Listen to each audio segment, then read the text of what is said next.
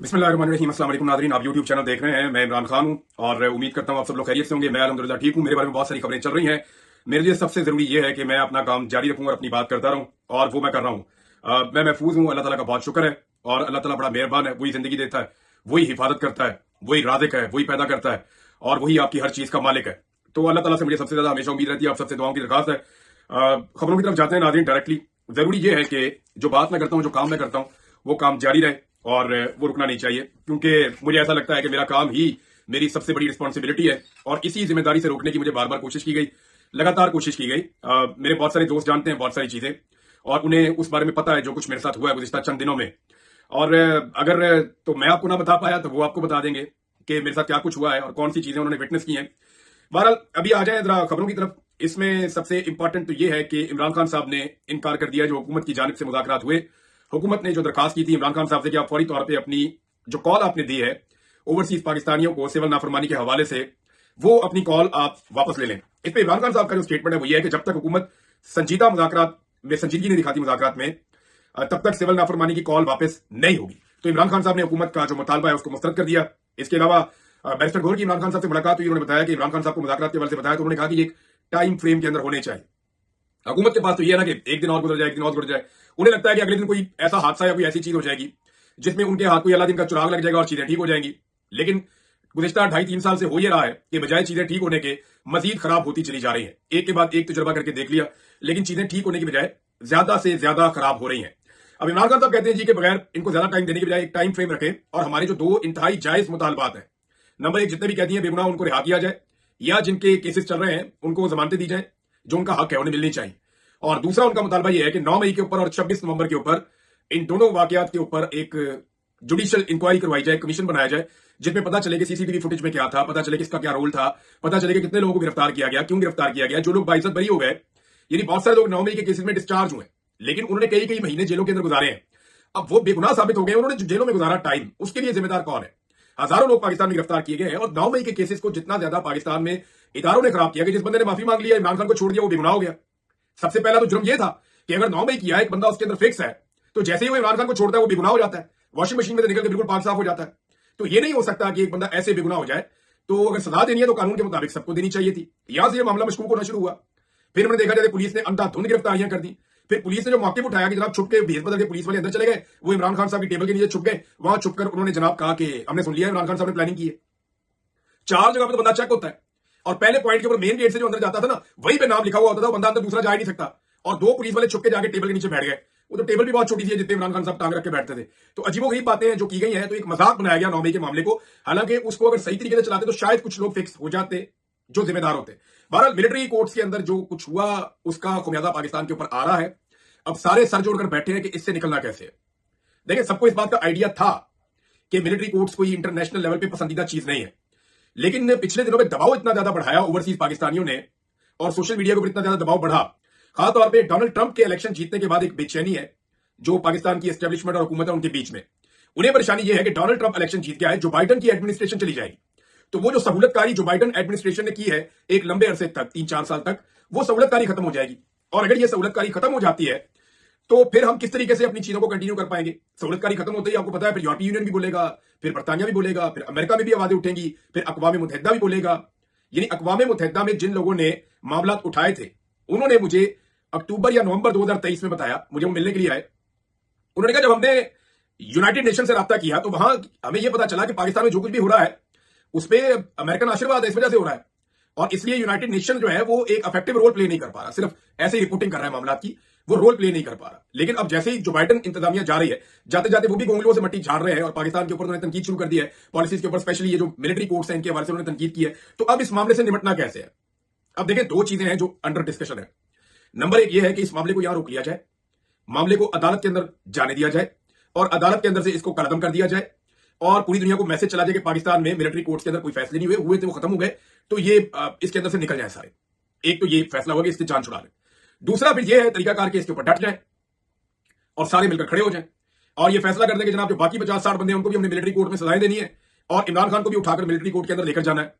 अब जो लोग चंद दिनों पहले तक ये दावे कर रहे थे, बड़े बुलंदो बांग दावे कर रहे थे कि इमरान खान एक फितना है, उसको हमने कुचलना होगा, और हमने इमरान खान को लेकर जाना है मिलिट्री कोर्ट के अंदर, और जनाब वहां पे गवाहियां आ गई हैं और फैद हमीद ने और इमरान खान ने मिलके जो है वो 9 मई करवाया था। हालांकि मैंने आपको बताया कि जो मेरे पास इंफॉर्मेशन है, हो सकता है कि उस इंफॉर्मेशन से अलग भी कुछ चीजें हों, लेकिन मैं आपको अपनी जाती इंफॉर्मेशन ये बता रहा हूं कि 2022 के मई में इमरान खान साहब ने जनरल बाजवा और जनरल फैज हमीद से ताल्लुकात मुनक़ता किए थे। और ये मुझे इमरान खान साहब के बहुत करीबी लोगों ने बताया था और मुझे सबूत भी बताया था कि उन्होंने उस वक्त मुनक़ता कर दिए थे।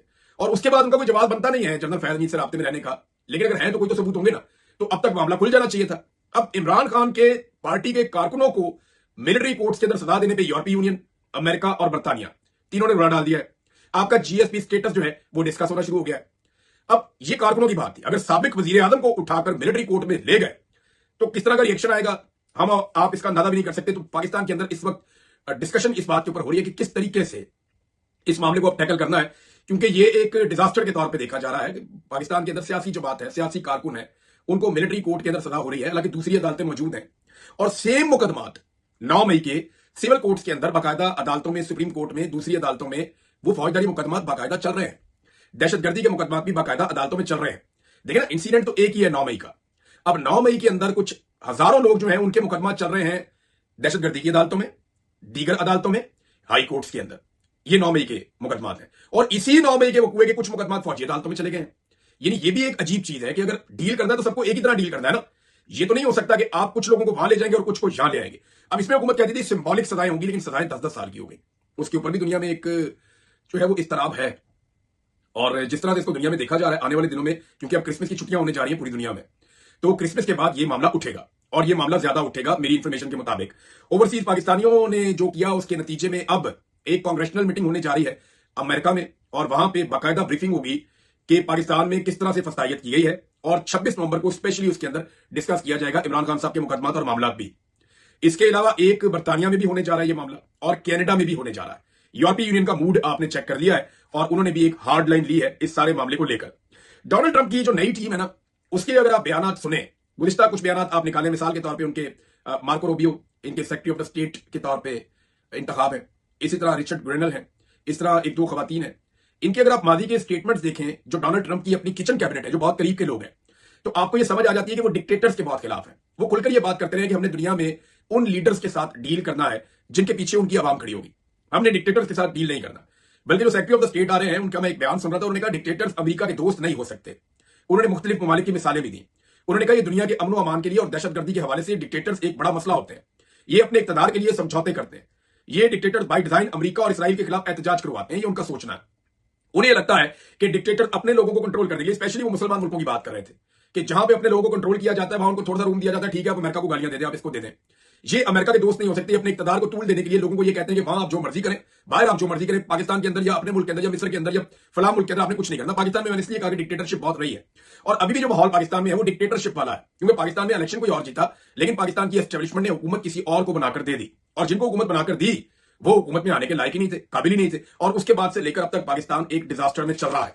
अब इमरान खान साहब ने तो इनकार कर दिया है, लेकिन दूसरी जानब कुछ शिकवे हैं पाकिस्तान तहरीक इंसाफ के लोगों के, और ये दो बड़े अहम शिकवे हैं। एक तो पाकिस्तान तहरीक इंसाफ ने जो केस चल रहा है, जो इन्होंने एक इस्तगासा किया हुआ है 26 नवंबर के हवाले से, उसमें हमें ऐसी उम्मीद थी कि जैसे पाकिस्तान तहरीक इंसाफ की सारी क़यादत पहुंच जाएगी, बहुत बड़ी तादाद में लोग अदालत में पहुंच जाएंगे और उनके जाने से एक माहौल बनेगा और सब अपने शोहदा के लिए इंसाफ मांगेंगे। लेकिन बदकिस्मती से पीर वाले दिन ऐसा हुआ नहीं। अब जब मैंने इतलात इकट्ठी की तो पता चला कि जनाब वहां तो खामोशी थी और वहां पे लोग नहीं पहुंचे और उस वजह से एक लंबी तारीख भी आ गई है। तो ये एक बदकिस्मती वाली बात है कि जो गरीब कारकुन शहीद हुए उनके लिए सारी क़यादत को वहां पहुंचना चाहिए था। एमएनएस को, सेनेटर्स को, पार्टी के ओहदेदारों को बड़ी तादाद में जाना चाहिए था, जो मेन लोग हैं, और जाकर उन्हें अपने कारकुनों के साथ, जो शहीद कारकुन है या जो गिरफ्तार कारकुन है या जो लापता कारकुन है या जो जख्मी है, उनके साथ इजहार हमदर्दी करना चाहिए था। दूसरा, जो एक कारकुन शहीद हुए पाकिस्तान तहरीक इंसाफ के, मलक अदरीस शहीद, ये पेशावर अस्पताल में ज़ेरे इलाज थे, वहां पर इनकी डेथ हो गई। लगभग इनका 4 हफ्ते तक इलाज करने की कोशिश की गई। ये कुछ टाइम ऐसा था कि वो बेहतर भी लग रहे थे, लेकिन उसके बाद उनका इंतकाल हो गया, वो शहीद हो गए। अब वहां पे उनके भाई ने शिकायत की, उनका शिकवा यह है कि पाकिस्तान तहरीक इंसाफ की क़यादत नहीं आई और मेरे भाई ने इस पार्टी के लिए कुर्बानी दी है। तो इस पे शहबाज गिल साहब ने और दीगर कुछ लोगों ने अफसोस का इजहार किया है और ये वाकई अफसोस की बात है कि जिन कारकुनों ने कुर्बानी दी है, जो शहीद हुए हैं, वहां पे पूरे गांव के अंदर लोग धाड़े मार रहे थे। तो मकामी पाकिस्तान तहरीक इंसाफ के लोगों के अलावा जो मरकजी क़यादत है, अटक बिल्कुल इस्लामाबाद के साथ है, उन्हें जाना चाहिए था और जाकर इस जनाजे के अंदर शिरकत करनी चाहिए थी। लेकिन इस मामले में पाकिस्तान तहरीक इंसाफ की जो क़यादत है वो इंतहाई सुस्ती पहले भी करती रही है और इस वक्त भी उन्होंने सुस्ती का मुजाहरा किया है, जो अफसोसनाक है। मेरे ख्याल में इनके घर जाना चाहिए, सबको इनके घर जाना चाहिए, इनकी कब्र पे जाना चाहिए, वहां अफसोस का इजहार करना चाहिए। और वहां पे आवाज उठानी चाहिए। एक पाकिस्तान तहरीक इंसाफ के ऊपर नुक्ता उठाया गया कि तहरीक इंसाफ ने क्यों जो है वो नहीं दिए, अपने वकला नहीं दिए मिलिट्री कोर्ट्स के अंदर। तो देखिए, एक चीज जिसको तहरीक इंसाफ तस्लीम ही नहीं करती, वो इसको मानते ही नहीं कि मिलिट्री कोर्ट कोई कोर्ट ही नहीं है। तो जब एक चीज कोर्ट ही नहीं है, तो उसमें बतौर वकील पाकिस्तान तहरीक इंसाफ की लीडरशिप क्यों पेश हो जाए जाके? देखिए ना, वहां पे एक कर्नल साहब है जो बैठ के केस सुन रहे हैं। तो आपको क्या लगता है कि सलमान अकरम राजा साहब जाके कर्नल साहब को समझाएंगे कि कानून क्या है और उन्हें समझ आएगी इस बात की? वो तो सबको पता है कि मिलिट्री कोर्ट क्या होती है और उसने किस तरह सजा देनी होती है। क्या उन्होंने सजा नहीं देनी थी? इसके अलावा और क्या ऑप्शन था उनके पास? उन्होंने सजा ही देनी थी, क्योंकि हमने जब भी कभी सीनियर ऑफिसर्स को सुना मिलिट्री के, तो उनको यही कहते सुना कि जनाब ये बड़ा जुल्म और जबर और ज्यादती होगी। वो ओपिनियन अपनी दे चुके थे। तो जूनियर अफसरान जो वहां पे जज के तौर पे मौजूद थे, वो कैसे उनके खिलाफ जा सकते थे? दूसरी बात यह है कि पूरी दुनिया के अंदर एक सेट पैटर्न है कि military courts are not courts. Civilians के पॉइंट ऑफ व्यू से तो ये नहीं हो सकता। तो सिविलियंस को सिविलियंस की अदालत में लेकर जाना चाहिए, जहां पे कानून, आइन, इंसाफ और आपको मौका मिलता है अपना केस लड़ने का। हालांकि पाकिस्तान में वहां पे भी कम है, लेकिन फिर भी आपको मौका तो मिलता है अपना केस लड़ने का। वहां पे आपको केस लड़ना चाहिए। मैंने अपने बेशुमार केस लड़े हैं, बहुत सारे केसेस में, 95% केसेस में मैं बाइज्जत बरी हूं। जो केसेस बच गए हैं उनके अंदर भी मेरे पास से बेल मौजूद है। कुछ केसेस ऐसे हैं जिनमें अभी बेल मौजूद नहीं है। तो मैं अपनी कानूनी लड़ाई जितनी मैंने लड़ी है तो अदालतों में ही लड़ी है। तो वो मिलिट्री कोर्ट के अंदर तो फिर आप ऑप्शनलेस हो जाते हैं। अब एक चीज और है, इस वक्त जो पूरा निजाम है वो मिन्नतें और तरले कर रहा है सिर्फ एक चीज के लिए, कि किसी तरह डोनाल्ड ट्रंप की जो हलफ बर्दारी की तकरीब है उसमें कोई एक दो बंदे हैं, उनको इनविटेशन मिल जाए। दो बंदे, उनके इनविटेशन के लिए अमेरिका में जो पाकिस्तानी सफीर है उसने जमीन आसमान एक कर दिए। वो पूरी कोशिश कर रहे हैं, वो बेपनाह पैसा खर्च करने के लिए तैयार है। वो ये कह रहे हैं कि जिस लॉबिस्ट ने जो करना है वो करे, हमें किसी तरह डोनाल्ड ट्रंप की हलफ बर्दारी की तकरीब में पहुंचा दें। दो बंदे हैं जिनकी बहुत ख्वाहिश है कि किसी तरह हमें डोनाल्ड ट्रंप की तकरीब हलफ बर्दारी में पहुंचा दें। लेकिन मैं आपको एक चीज बताऊं, अगर ये हो भी गया, फर्ज करिए हो जाता है और कोई इन्विटेशन इनको मिल जाता है और ये वहां पहुंच के बैक बेंचर्स बन भी जाते हैं, तो भी डोनाल्ड ट्रंप से मिलना इनके लिए बहुत मुश्किल होगा। और अगर ये डोनाल्ड ट्रंप को मिल गए तो ये एक बहुत बड़ा रिस्क होगा, क्योंकि डोनाल्ड ट्रंप के आसपास होंगे कैमरे, और जैसे ही उन्हें बताया जाएगा ये पाकिस्तान से हैं, तो आप डोनाल्ड ट्रंप को जज नहीं कर सकते कि अगले लम्हे वो क्या करेगा। यानी डोनाल्ड ट्रंप के बारे में आप कुछ नहीं जानते, वो अनप्रिडिक्टेबल आदमी है। मे बी डोनाल्ड ट्रंप वहां पे कोई ऐसी बात करे जो इनके लिए मजीद शर्मिंदगी का बायस बन जाए, या वो इमरान खान के बारे में कोई बात कर दें, या पाकिस्तान में होने वाली नाइंसाफियों के बारे में कोई जुमला बोल दें। तो ये भी एक रिस्क है एक तरह का, लेकिन इसके बावजूद पूरा निजाम कोशिश कर रहा है। और दूसरा, जो ट्रंप की आने वाली एडमिनिस्ट्रेशन है उसके खिलाफ कोई थोड़ा सा प्रोपेगेंडा शुरू करवाया गया है कि जनाब हम अमरीकी गुलामी नहीं मानते, जनाब अमरीका जो है वो हमारे फैसले नहीं कर सकता। तो यही तो हम कह रहे हैं, अमरीका कौन होता है हमारे फैसले करने वाला? अमरीका के फैसले भी पाकिस्तान में रिजीम चेंज किया गया ना, और अमरीका का कॉन्सेंट था, साइफर मौजूद है। ये तो एक खुफिया डॉक्यूमेंट था जो इमरान खान साहब ने पब्लिक कर दिया, वरना ये तो कभी पब्लिक होना ही नहीं था। और अब जो है वो जो बात कर रहे हैं वो इंसानियत ऊपर रख के अपने सोशल मीडिया के ऊपर डायरेक्ट डाल रहे हैं। वो कोई खुफिया दरवाजा इस्तेमाल नहीं कर रहे। हाँ, एक इंफॉर्मेशन आई है कि जो पाकिस्तान के अंदर सफारती अमला है उसको यह कह दिया गया है कि बाकायदा पूरी रिपोर्ट तैयार की जाए साफ और शफाफ तरीके से, कि पाकिस्तान में इमरान खान का रजीम कैसे तब्दील हुआ और तब से लेकर अब तक क्या क्या हुआ, इंतखाबात कैसे हुए। तो ये सारी एक रिपोर्ट बन के अमेरिका में जाने वाली है, और ये रिपोर्ट जब वहां पे जाएगी तो लाजमन है उसका एक रद्दमल आएगा या वहां से कोई रिपोर्ट जारी की जाएगी। अब अमेरिकन जो है वो आपको ऐसे नहीं कहेंगे कि वो आपका बाजू मरोड़ देंगे। उनके 100 तरीके हैं, ख्वाजा आसिफ ने बताया ना, ख्वाजा आसिफ ने बताया कि उनके पास 100 तरीके हैं आपका बाजू मरोड़ने के। वो आईएमएफ के जरिए मरोड़ सकते हैं, वो मोहम्मद बिन सलमान साहब को कह सकते हैं, वो किसी अरबी मुल्क में कह सकते हैं, वो किसी और मुल्क में कह सकते हैं, वो कहीं से भी आपका बाजू मरोड़ सकते हैं। उन्हें 100 तरीके आते हैं। लेकिन जब वो इक्तदार में आएंगे 20 तारीख को, तो उसके बाद एक डरौने ख्वाब की तरह है पाकिस्तान में मौजूद हुकूमत और एस्टैब्लिशमेंट के लिए। अभी ये खुद से बोल नहीं रहे, ये खुद से किसी किस्म की बात नहीं कर रहे। ये क्यों नहीं कर रहे उसकी भी आपको रीजन देता हूं।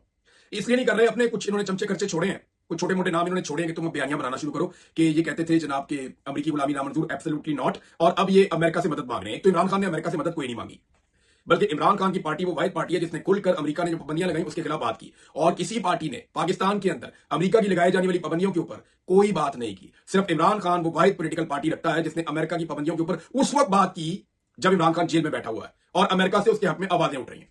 ये है इमरान खान। तो पाकिस्तान उसके लिए ये है। सबसे पहले इमरान खान ने ये ऑर्डर भी दिया है कि मेरी पार्टी के अंदर सिर्फ 3 बंदे, बैरिस्टर गौहर, उमर अयूब और सलमान अकरम राजा, और एक उन्होंने और नाम दिया है, ये तीन और सेक्रेटरी इंफॉर्मेशन। उन्होंने कहा ये लोग जो हैं ये स्टेटमेंट दे सकेंगे जो फॉरेन पॉलिसी इश्यूज हैं उसके ऊपर। बाकी सारी पार्टी इसके ऊपर स्टेटमेंट ना दे, वो इसके ऊपर खामोश रहे, क्योंकि ये हसास मामला होते हैं, चाहे सऊदी अरब का हो, चाहे अमेरिका का हो, चाहे बाकी मामला हो।